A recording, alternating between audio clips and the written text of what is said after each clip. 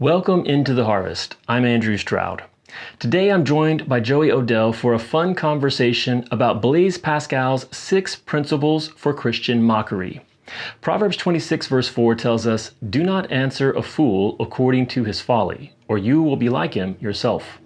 But in the very next verse, we are told to answer a fool according to his folly, or he will be wise in his own eyes. As Christians, we're called to represent Jesus and to always be ready to give an answer to those who ask us to give reasons for our faith. We're told to do this with gentleness and respect. In the age of social media, making mistakes in the way we represent Jesus comes at a higher price because more eyes are watching whether we realize it or not. We should stand for truth in the public square, but we need to do it in a way that honors our Lord and is winsome and persuasive. And that's where the fine art of Christian mockery comes in. Is it possible to laugh at our enemies and love them? I hope you'll stick around and find out. Joey Odell is a chaplain in the United States Army and author of the book, Faith is Not Blind, Learning to Love God with All of Our Mind. He's also someone who does a great job practicing Pascal's 6 principles of Christian mockery in his online interactions. We had some technical difficulties while recording, so there's no video if you're watching this episode on YouTube. But the audio is clear, and I hope you enjoy and benefit from this conversation.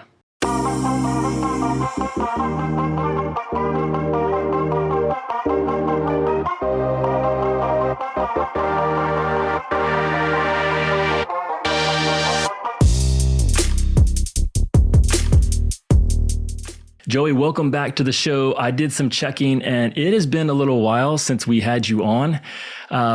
We did a conversation around the topic of Lent several years back, pre-pandemic, right. I believe, or right as the pandemic was starting. So I think it was. Welcome. Yeah, welcome back. We've got a lot of new listeners who probably have not met you before. So tell us just a little bit about yourself and where you're coming to us from today. Absolutely. And it's a little bit ironic that we are in Lent once again, as we're having this conversation today, Andrew. So I am an Army chaplain. I am endorsed by the jurisdiction of the Armed Forces and Chaplaincy of the Anglican Church in North America. And so we are the expression of Orthodox Anglicanism in the United States and Canada and in Central America. And I serve in the 18th Airborne Corps here at Fort Bragg. And so it's it's a job that moves very quickly, to say the least. But I really have great opportunities to interact with soldiers and the families. And at my stage of my career, to help younger chaplains of all denominations and faiths grow to become more effective providers of the religious support.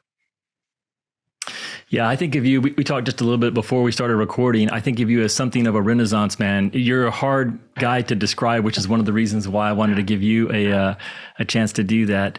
But I really appreciate you. And we're going to talk today about 6 principles for Christian mockery, which isn't a topic that many of our listeners may have heard discussed before.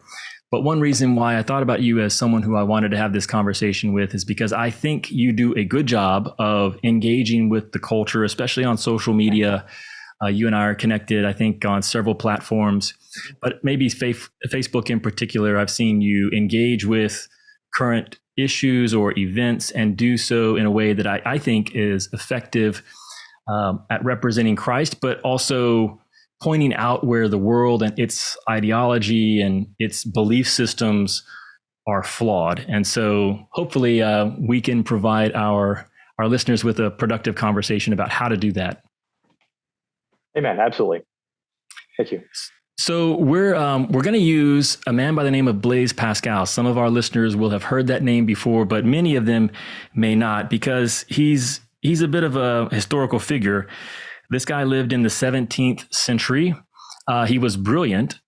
He was something of a genius, even from early age. He was great at math. He was a philosopher as the years passed. And he was a Catholic. He was very devout. And so some of what people might know about him isn't so much his name, but some of the things that he's famous for. So he actually was one of the first creators of early versions of the digital calculator. You mentioned his wager, so maybe you can share that with us, and folks will probably have heard of it. Sure. Pascal's wager is an apologetic for the faith, for the Christian faith, and maybe even just for basic, belief in God. That to believe that God exists, to believe that Christianity is true, and to follow the principles laid out in the New Testament and by the church leads to all kinds of benefits in this life, both for the individual and for society. And also, you are able to obtain the new heavens and new earth, a union with God, all these supernatural benefits as well. So if we're right, here's all the packages that goes with that. And if we're wrong, well, we've still had fulfilling lives with our family and our community and in our worship community, building hospitals and schools and all the great things that have come with Christianity. That's the downside of believing that Christianity is true and being wrong. But for those who aren't sure and say, no, we're not going to believe, they lose the temporal benefits as well as the eternal benefits. So they lose the eternal benefits if they're wrong, but they also lose the temporal benefits even if they're right. So it basically saying, look, with one, you say, Jesus, yes, good things happen no matter what. Jesus, no, you're not gaining anything that you wouldn't have had with Jesus. That's Pascal's wager. He says, if you're gonna gamble Jesus' way. Yeah, and that's one of the things I've appreciated just in what little reading I have done of his content. He wrote a lot. In fact, the text the principles that we're going to be drawing on today was from one of his writings that people can still access. We'll put a link to it in the show notes. But he was a prolific writer. He was a great thinker, but he was also very concerned with, like you said, apologetics. Again, many folks may not be familiar with that word. So why don't you share with us briefly, what is apologetics and how should we think of it? The simplest definition of apologetics is defending the faith. So you're going to those who doubt or have an argument against the truth of Christianity, the truth of God's word, the truth of created order, and you present an argument against it.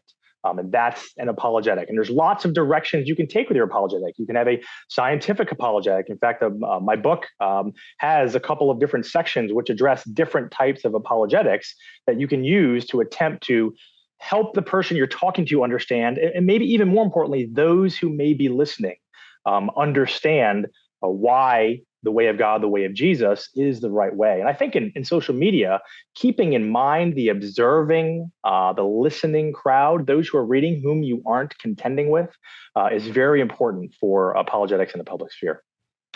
Yeah, absolutely. I'm really glad you said that, and maybe we'll launch from there into our conversation on representing Jesus well and defending the faith well on social media. I think when it comes to apologetics, a great verse that many folks may be familiar with is 1 Peter 3:15. Always be ready to make a defense to anyone who asks you to give an account for the hope that is in you, yet with gentleness and reverence. So we want to talk about how to apply that scripture and those principles in our modern world, in the information age, and in particular on social media, because I would say that I've made many mistakes in this area. I've certainly seen other outspoken believers making mistakes in terms of how, not just how they represent Jesus overtly, but basically letting it be known that they have faith, that they are believers, that Jesus is an important part of their life, but then not realizing that once you put that flag up in the air, everything that you say, everything that you post, everything that you like and comment on, the way that you conduct yourself is now representing Jesus. So we talked a little bit before we hit record here about some of the ways that we ourselves have missed the mark, and maybe some of the more egregious ways that we see Christians missing the mark. So I had a few here that I wanted to list out. And if you have any that you want to add, then feel free to do that. But one way that I think we can miss the mark as Christians is just by engaging in worthless or foolish talk. And the scriptures warn us against doing that in our person-to-person real-life conversations. It may be just easier to do that with social media, because for many of us, social media and time on the screen can be a getaway, an escape, a more lighthearted endeavor that we're engaging in. And yet we can engage in worthless or foolish talk as we're engaged in scripture memory or in in a social media. Another one that I've seen, and this seems to be especially true on Twitter for whatever reason, each platform has its own strength and inherent weakness. And, Twitter is one that can be especially provocative and mean-spirited. And one that I've seen from Christians on Twitter in particular is, compromising historic Christian truths. I would say in an effort to win the favor or the approval of a watching world. So I would say it's done in a very purposeful way to posture as, hey, yes, I'm a Christian, but I'm not like those Christians. I'm not the judgmental. I'm not the ones who are exclusionary. So I think you've probably seen that as well. Absolutely. David French comes to mind. These folks, they always have their weapons pointed inward. Their criticisms are always aimed at faithful Christians, some of whom sometimes deserve criticism, right? Let's not say that's not the case, but when you're looking at where they are aiming, it always seems to be inward at the church and not necessarily at like abuses in the church or things that are problems that need to be rectified, but it's just things they don't like or things that aren't culturally hip or doesn't agree with a non-Christian worldview. No, I agree with that. And there tend to be certain topics that come up over and over as well, whether it's your political positions and, basically grouping all Christians or evangelicals in particular into one political camp and then, speaking against them. I think that's a great point, that oftentimes that's what marks this particular error is that, like you said, it's almost always directed against fellow believers. And I would say it seems overtly intended to win the approval of those who are not believers, who might be watching from the sidelines. Right. Yeah. Right now I'm reading a book you may have heard of called Jesus and John Wayne. And it's by Christian Kobe Demez, and the subtitle's like how evangelical Christians ruin the church and create division. Like, I don't have the book in front of me. I should have it. Right.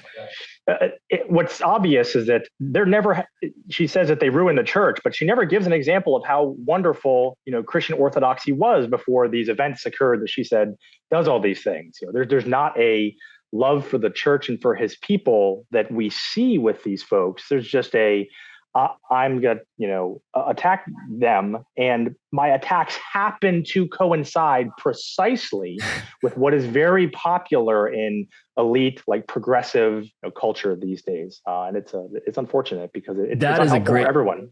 Yeah, that's a great point of clarification because, yes, it is almost always revolving around an issue that is trending. And these particular voices will be siding with the culture over and against other well-known believers or even against historical teachings and truths of the church.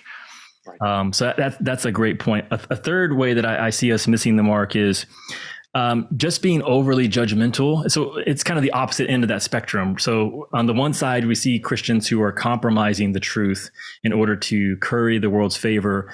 And on the other side, you can see people who are just very outspoken about the faith, but very condemning of culture and the church, actually.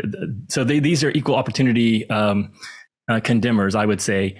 And so I often wonder, like, who are these people posting for? Who's going to be persuaded by this particular attitude and these types of posts on social media? Absolutely. And of the four, this is the one that I was most guilty of, particularly in the past, and maybe even sometimes I still do it now. It's what I call the immediate face punch. And no one in person or especially on social media is going to be positively influenced by a immediate face punch, by you calling their view on something, heresy, and everyone else who's looking at it, they're not going to be swayed either. Now, if they're on your side already, maybe that's some red meat rah. But for the most part, those are often I found it myself. And so maybe I'm projecting a little too much onto others this way, but I find that is an immediate, like visceral response on social media. Like you see something, it catches your attention, you immediately type it out and hit that send button. And that's where those almost always come from. I don't know if I've ever sat back and thought about how I would like to respond, and then come out with something, like that. That's a great point. Like if you hit send and you feel a sense of joy and if you have these emotional response, if you're getting like that dopamine hit because you commented on it, it might not have been sent out in the right spirit. So we can engage and be guilty of that as well. And then the last one that came to my mind is just public squabbling amongst Christians, huge theological debates. And there can be a place for that, but I think knowing the limitations of social media, or being mindful of what these types of platforms can and cannot do in the way of having meaningful, deep theological conversations, or even working out disagreements, that there's still an important place for picking up the phone and calling someone that you might have a disagreement with versus, working it out or trying to work it out on social media. Absolutely. I think sometimes we all think that we're working in the vein of, say, Whitefield and Wesley, or Luther and Zwingli, or some of these old, giants of the faith who distributed pamphlets back and forth, arguing about things. And we think that's what we're doing, but really we're not. We're putting far more information out there than folks tend to be able to digest and process. And I think they kind of just turn us off when we start doing that. So it ends up not being profitable almost at all. There's a great book called Amusing Ourselves to Death. I don't know if you're familiar with that particular title. It's worth the read. It was actually written in the 80s, and it was really talking about how television had degraded public discourse, and how as Americans especially, we used to be a very literate society, but the mediums of communication, the mediums that we use to communicate, actually shape the way we think and the way we communicate and interact with one another. So it's not just, I can communicate verbally, I can communicate through writing a pamphlet or a book, or I could write a Twitter thread. Your mind is actually going to work differently based on the medium that you're using. And the place for reasoned, well-supported, non-emotional, rational thought is actually written long-form writing. It's not short posts or even verbal communication or video communication. So even though we're doing a podcast like this, if we were wanting to have the most productive conversation around important topics, thinking through and writing out our thoughts we'd probably get a lot more out of it if we took that route. That makes a lot of sense. I was talking to a rabbi up in New York recently, and he said that when someone is on their smartphone and they're scrolling, you have 2.5 seconds to get their attention, or they will scroll to the next thing. And so that just hammers home how the social media isn't the place for the long form discourse. I would give one thought. I think that groups, like specific groups on like a Facebook, do provide that opportunity, because it's a different kind of engagement, like you're saying. I'm really dork, make myself to be a dork with this, but I'm in a reformed chess club where everyone there likes chess, and they like reformed Protestant theology. And some great long form discussions happen in there, because it's this niche group, and we know those are things we're going to discuss, and probably not uncoincidentally, neither of them have like quick answers to them. Yeah, I think that's a good qualifier, that there are places where you have like-minded people engaged in more of a closed room setting, a closed group setting. And I could see that as well. And, most people are either not going to join that group, or they're not going to see those posts. So it is a different audience that you have in mind there. So having said, like, hey, it's very easy for us to do it wrong, or to not get it right when in terms of representing Jesus and engaging with the culture.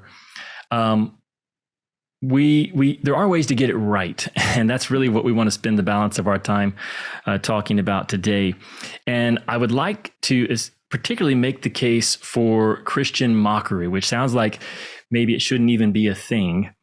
But so this is like not only representing Jesus well, but how to engage in an oppositional way to ideologies or truth claims or even events, because our culture is becoming less and less rooted in our Christian historical belief systems and value systems. And so as Christians, we need to learn how to navigate the cultural conversation and do it in a way that's productive. Whereas I think what can often happen is we can either skew towards the mistakes that we already talked about, or as Christians, we can just basically sideline ourselves. Well, I'm not going to engage in that topic. I'm not even gonna try to present the Christian view on this conversation because I don't want to do it the wrong way. So we're gonna try to talk about some principles for presenting the other side and even pointing out the errors of common ideology and cultural values today. Absolutely. All right, let's go. Well, let's use Proverbs 26 verses 4 and 5 as a launching text for this next part of our conversation. In Proverbs 26, I've always loved this little 2-verse combo. In verse 4, he says, "Don't answer a fool according to his foolishness, or you'll be like him yourself." Then verse 5, "Answer a fool according to his foolishness, or he'll become wise in his own eyes." And I think that's such a great verse for our modern age and how we engage with the culture. There's times where we don't even need to get sucked into these conversations because it's only going to result in the fool or the other view thinking that they're wise in their own eyes. But we do want to learn how to engage effectively, to answer a fool according to his foolishness, so that he doesn't view, he can see the error of his own thinking. And that's where these 6 principles for Christian mockery are going to come in. Yeah, absolutely. And immediately I'm going to start mocking something because this is the sort of thing when people talk about all the contradictions in the Bible, it's because then they go to christiansarestupid.com so they can pull them up, and they'll pull up this one. It sounds contradictory on its face, but like much of wisdom literature takes a little bit of understanding of the culture, the language medium, etc., to figure out what it's trying to say to us. And it's not saying don't get in a fight with a pig because you'll just get dirty. It's saying exactly what you said, that be cautious, but you can't just let it go unopposed. Yeah, Christians need to be involved in the conversation, the larger conversation that's happening in our society today. We need to represent Jesus. We just need to be mindful of how we're doing it and not actually work at cross purposes with representing God. When it comes to Christian mockery, some might say, well, is that even a thing? But think about people like the prophet Elijah, who confronted the prophets of Baal. And he didn't just confront them. There was definitely some fun mocking that he had as part of his confrontation. And again, it was a very public, that's one of my favorite examples because it's very public. The crowds of people are watching him versus these 400 plus prophets of Baal. And the exposing of the emptiness of what these prophets of Baal represented and what they were teaching was a big part of winning over the crowd and helping the crowd realize that they'd all bought into a lie and something that at the end of the day was not effective and wasn't true. Right. Yeah. Effective mockery keeps the crowd in mind. And clearly he did that. And while we don't want to talk too much about what ended up happening at the very end of all that, we're going to get into another discussion about violence. But it was effective, and he knew he had folks in mind. He knew who was listening. He saw what was going on, and it needed to be put in its proper context. And mockery was an effective way to do that. Yeah, and I think even with Jesus and some of the ways that he engaged with the Pharisees, again, in very public forums, he would point out the foolishness of straining gnats and swallowing camels, or tithing mint, dill, and cumin, but then not supporting their aging parents and taking advantage of widows. Paul with the Judaizers in the book of Galatians and in other places. Yes. Very strong speech. It's those passages that you read and you're like, man, it's surprising that we see these Christian leaders being so sharp in calling out others. Right. Yeah. And in an age of where we're supposed to be, we hear so often that we have to be winsome. We find that there's a distinct lack of winsomeness at times with some of the greatest saints, not only in the Bible, but in history. We find, the Luther and Calvin and Pascal here. They use this kind of cutting humor at times, and they're selective about it. And their selectivity, I think, has a lot to teach us. Yeah, so let's shift over to Pascal. Again, he lived between 1623 and 1662, and the 6 principles that we're going to highlight here as we wrap up are taken from his 11th provincial letter. Again, we'll put a link to that in the show notes here. And he was writing in response to the Jesuit order, and he was at odds with much of how they were conducting themselves and how they were publicly presenting Christ and issues of the day. And so these 6 principles of mockery, he was actually doing these in real time in this particular letter. But he was very thoughtful in his defense of Christian mockery. And so we're going to look at the 6 principles that you can glean from that particular letter. So let's just read them one at a time, and I'll read through them, Joey, and then if you have thoughts or input that you want to elaborate on, we can do that here for the balance of our time. Okay. So the first principle of Christian mockery is that Christians must speak only the truth. Mm-hmm. So we don't speak untruths, and we also don't exaggerate the mistakes and the errors of our opponents to make them look worse than they actually are. Mm-hmm. Right. And it's funny because there is a place for overstatement and understatement, but not in that way. So it's one thing when your opponent says something like, is pointing to a particular event in history. I think of a conversation I saw recently where there's a particular counseling method was being criticized. The person said, all the abuse can be laid at these people's feet. And the counseling method is not a method of abuse, right? And so I said, yeah, all the abuse can be laid at these guys' feet because none of the types of abuse that happened had ever happened before this person or before this type of counseling existed or outside of that counseling. So they are responsible for all of it, right? So I'm showing that how ludicrous the statement was, but I'm not calling, I'm not saying that the person said anything they didn't say. In fact, I only use what they did say. So overstatement, it can be used, but you can't lie with it. You can't say that, impugn their character or their motives in doing so. Yeah. Not only is this unethical, but in the final analysis, it's not very effective because people begin to see through it. And, maybe the most famous recent example of this is the interview that happened between Jordan Peterson and this female news anchor. I think her name was Kathy Newman or Newsom. But she kept so many times she said, so he would say something and she would say, so you're saying, and then anyone watching could see hey, that's not what he said at all. Right. And anyone paying attention would see that she was actually misrepresenting in the worst way possible. And I think we see this all the time in our society, whether it's politicians.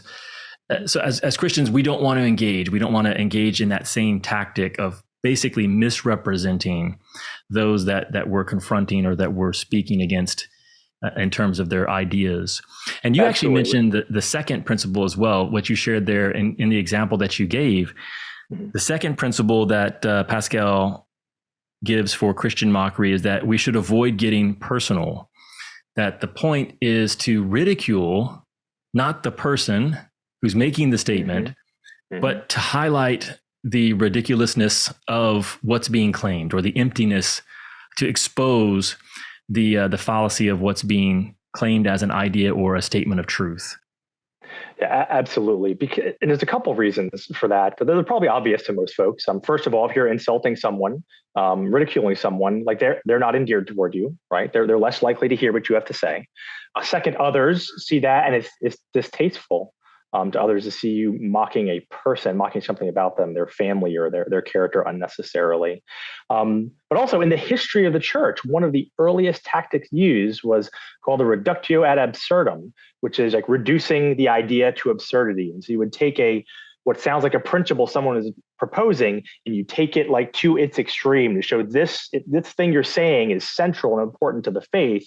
Here's where that will end up. You take it all the way to the extreme end of that reasoning.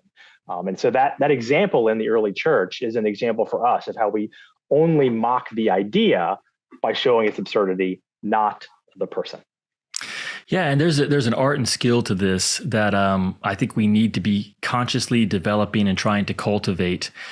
And one of the best resources that I know about this is a set of videos that's put out by the Colson Center called "What Would You Say?" Have you heard of these videos, Joey? I haven't, no. So they're on. The idea is that you're in a conversation with a friend or a coworker, and they say this. So the one that I watched most recently was your coworker says, Jesus wasn't really raised from the dead. Early believers borrowed from pagan myths, similar stories, and they basically just incorporated that and built the Christian faith on it. And then read that on the internet. Right. And then the question is, well, what would you say? And then they give you simple ways to counter that particular truth claim that you're being confronted with. But they do it in a way that you're engaging with the idea. You're not attacking the person, especially like if it's a coworker or someone in your family or just someone you're in a conversation with in person.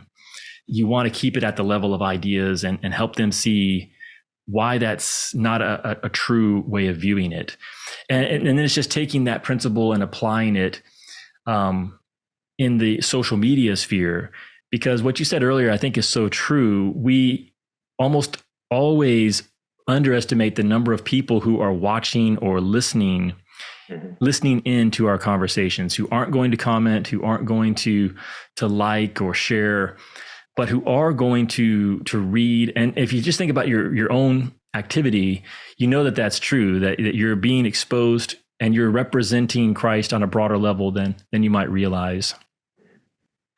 Yeah, absolutely. That we've talked about a couple of times, keeping the audience in mind is so key. I'm going to have to look into that Colson Center resource. It sounds like useful and easily presented. It's funny because I've dealt with that exact argument, and I just find the first thing to do is ask a question or two, and then you can start laughing about it because you just say, "Oh, really? Well, who was it exactly that Jesus's story is built off?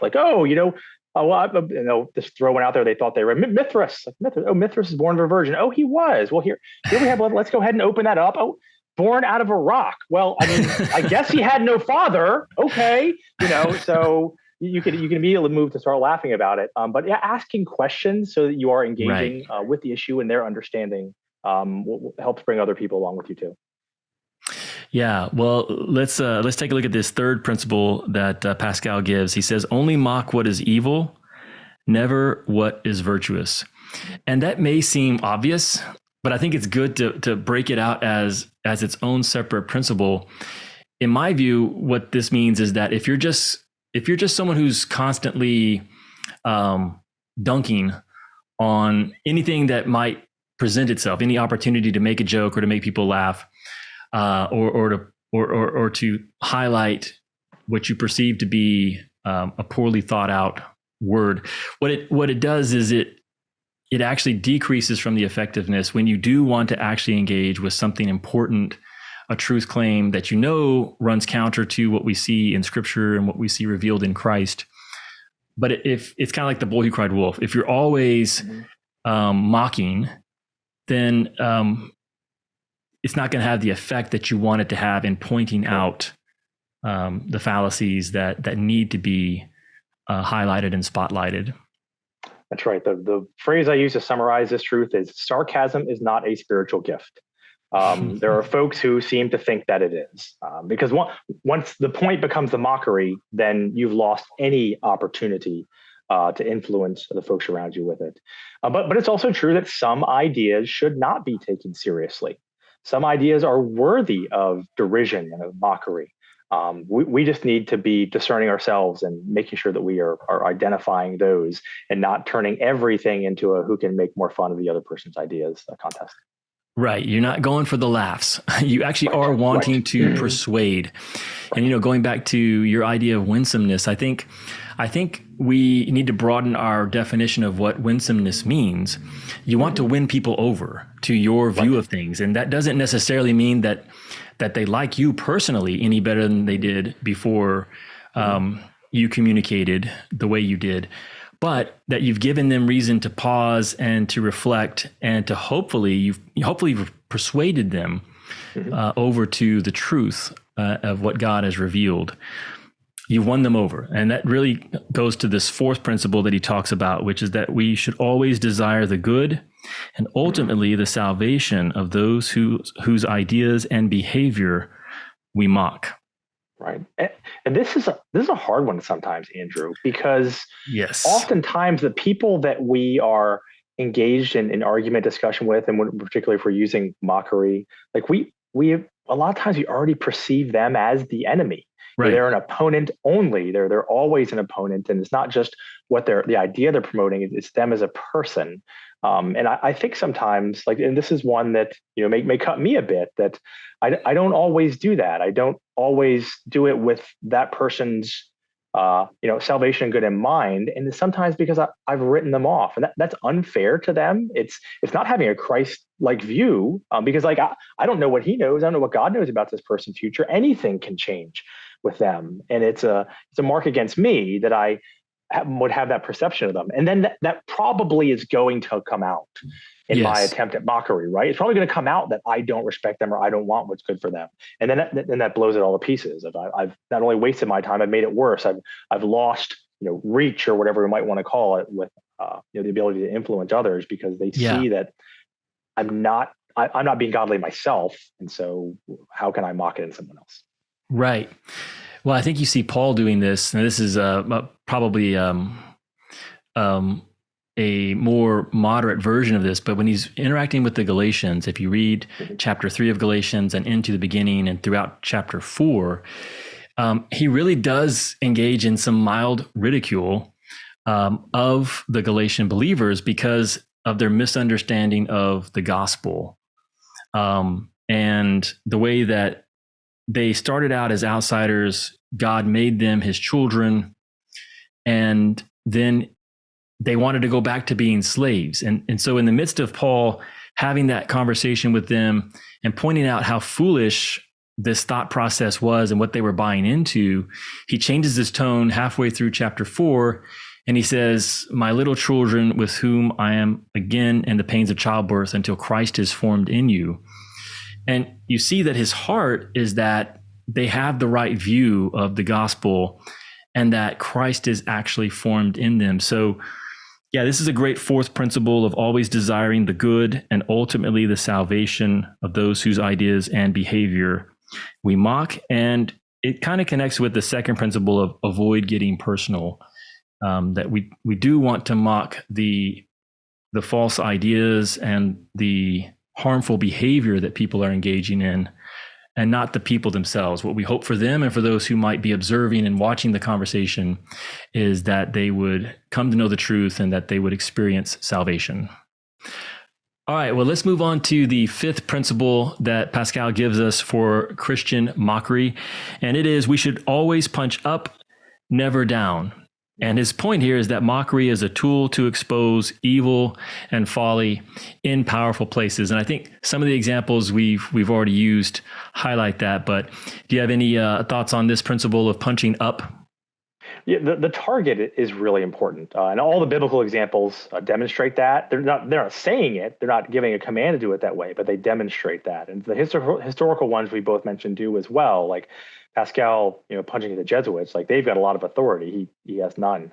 For me, I have to remember, I'm clergy. I'm an Anglican priest. I'm a pastor, a spiritual leader to soldiers and family members that I've been their chaplain before.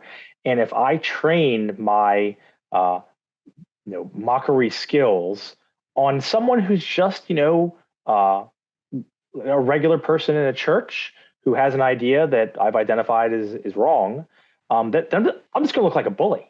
Right. Even if even if I follow the first four principles of this, I'm just going to look like a bully.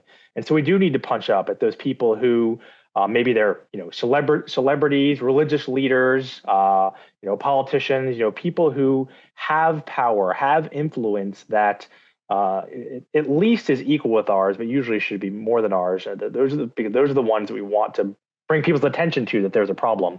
Picking on some poor soul who was in my Sunday school class, that just makes me a bully. Right. Yeah. No, I think that's a great point.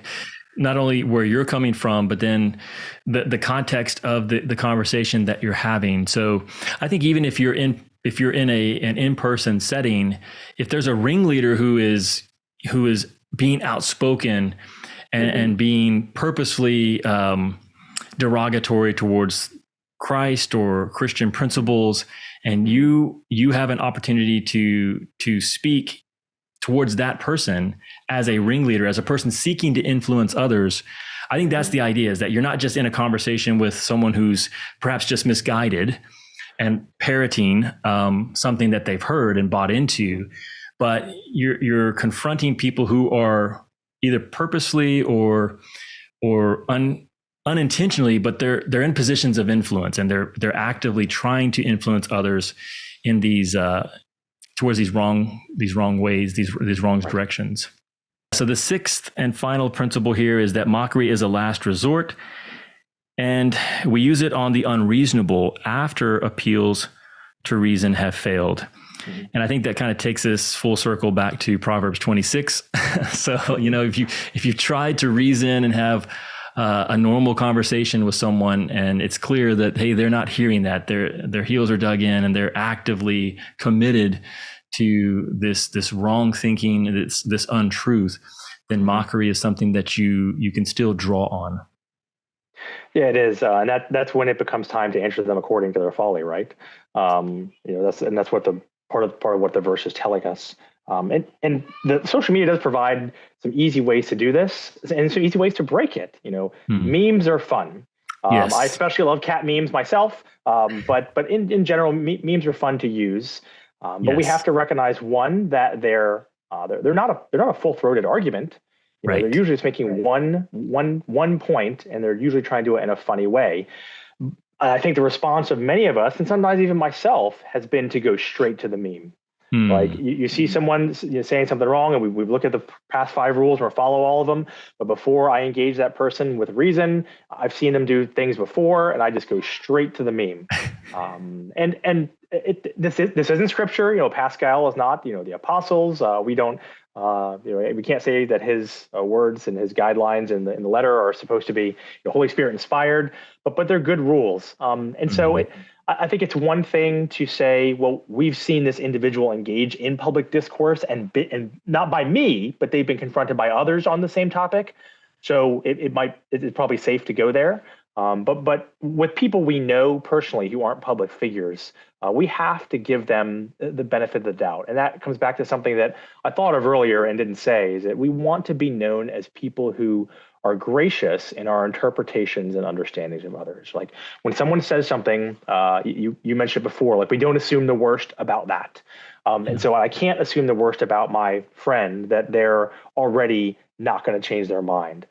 That this person who I'm engaging with, who does have more power than me, but I don't know everything they said about this publicly, that they may not be influenced either. And so we want to use the reason, scriptures, examples in church history, agreement at all times and places, those kinds of evidences first as our apologetic before we go to the meme. But if you do make a meme, it has to be funny. No, I think that's a great clarifying point on this sixth principle. Mockery is a last resort. What comes before that, and I think what is foundational is what you just mentioned there, is that we start from a place of always trying to assume the best, not necessarily jumping to the conclusion that this person is purposely trying to mislead or misrepresent truth, but engaging them first and then verifying that, okay, they are scoffing.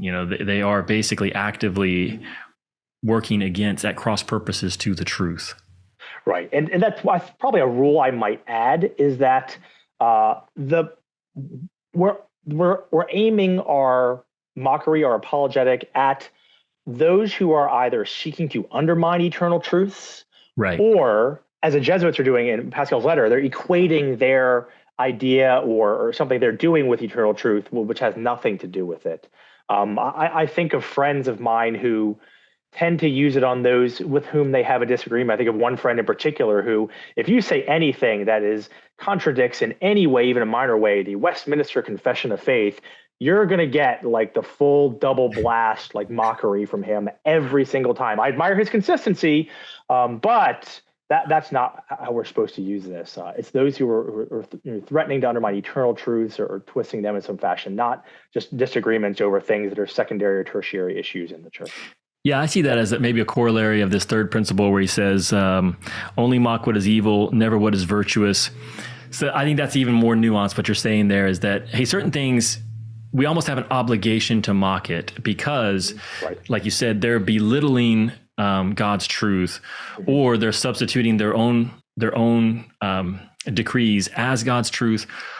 Or a third one I would add is that we see that the thinking or the behavior that's being promoted is dangerous and harmful to people, and people need to be made aware that, hey, if you follow this path, if you follow this way of thinking, it's going to destroy your life. It's not going to lead you towards health and well-being. It's not going to lead you towards happiness and towards God.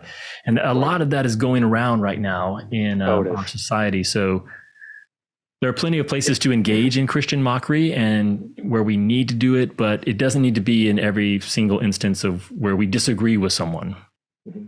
Yeah, as you mentioned that, I think of a fellow who, I don't know that he always follows the rules. In fact, I'm sure he doesn't. But Matt Walsh's book, Johnny the Walrus, which we have, is a great way of making a mockery of something that deserves to be mocked.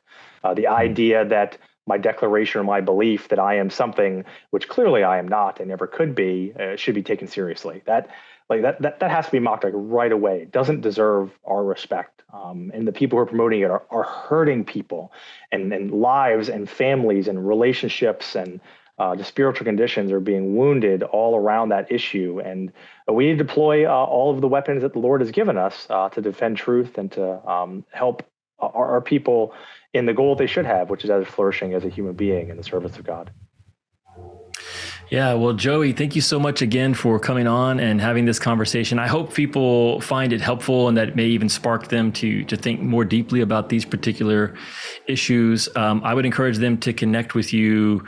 Would you think Facebook would be the best place, or is that something that you would welcome? Absolutely, yeah. So almost every Facebook post I make is public. I'm pretty easy to find, just Joey Odell. I do have an Instagram, which I mostly use to post pictures that then post to Facebook.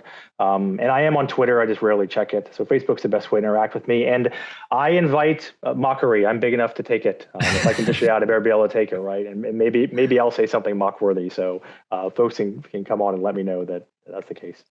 Well, I'll put a link to your Facebook account or profile, and folks, if they want, I think you're a great example of trying to engage in thoughtful ways with our culture and with bad ideologies, and you do a great job with the memes. So, like I said, you came to mind.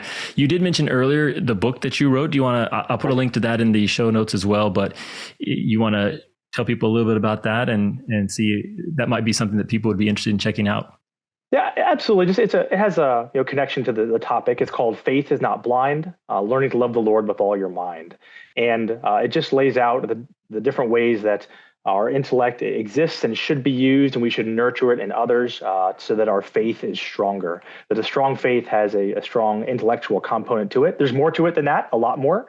But that part is important. And I think the book, through a combination of narrative and examples, shows how we can grow ourselves and then help others grow in their intellectual understanding of the faith to become more full in it. Absolutely, man. Yeah, I've read that, and I would definitely encourage people to check it out. It's a short book, but it's packed with a lot of great wisdom and some helpful principles there. So I'll put that in the show notes as well. So, okay, brother. Well, I know you are a busy man. thanks again for coming on, and we'll do it again. We won't let 3 years pass between now and the next time. Great. Thanks, Andrew. Appreciate it, brother. God bless you.